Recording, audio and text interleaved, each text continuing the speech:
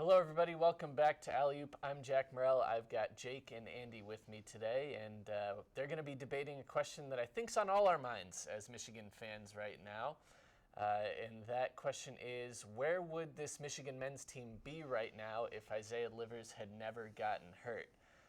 Now, just before we started recording, Jake told me he was a little bit nervous to be going up against Andy for the first time, so we're going to let Jake go first. Jake, what do you have to say about that question? This question is a tantalizing one, Jack. And Andy, great to have you on the debate desk. I'm super excited. It's always nice to see a fresh face right across from there. So, yeah, I mean, Michigan went 3-6 in the 9 games Isaiah Livers failed to complete. He missed 8, and then he came back for part of Illinois before re-aggravating that groin injury, leaving again. And we saw, kind of a little bit of early season Michigan this past week with 2 wins against Michigan State and Northwestern, both of those via an impressive margin. And Livers kind of stabilizes everything in the rotation. He also provides that outside shooting. I still think he's leading the Big Ten in three-point percentage if he has enough minutes to qualify. To me, when you look at the record with Isaiah Livers, it's 12-3 for Michigan.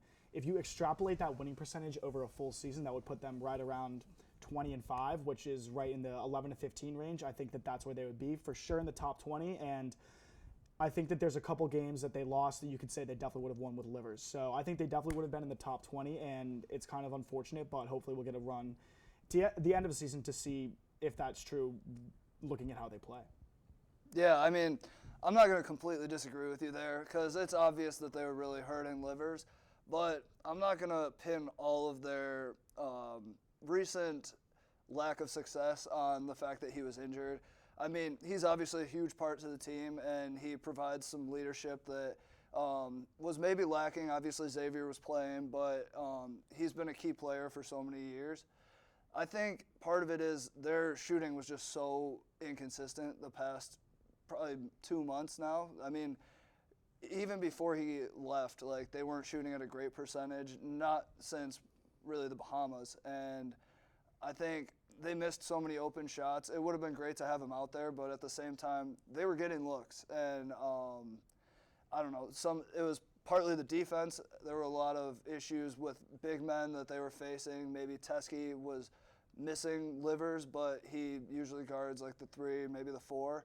I don't know. I think his presence was missed, but I don't think you can pin, you said 6 losses. I don't think you can pin all 6 of them on the fact that he wasn't there. Well, it's nice that you bring up shooting, inconsistent shooting, because having a shooter at a 50% clip from 3 might be nice to sort of stabilize that out. But when you look at the 6 losses, 4 of those losses to Ohio State, Illinois, Minnesota, and Penn State were all games that Michigan was within single digits and down the stretch. And I think with this Isaiah Livers in there, the biggest difference he's made, I think you can say that all 4 of those, while not for sure wins, they would have been in much better positions. Meanwhile, the only 2 games I think you can say they for sure would have lost, even with Livers, they were probably never going to win in the Breslin Center at Michigan State the time they went in there.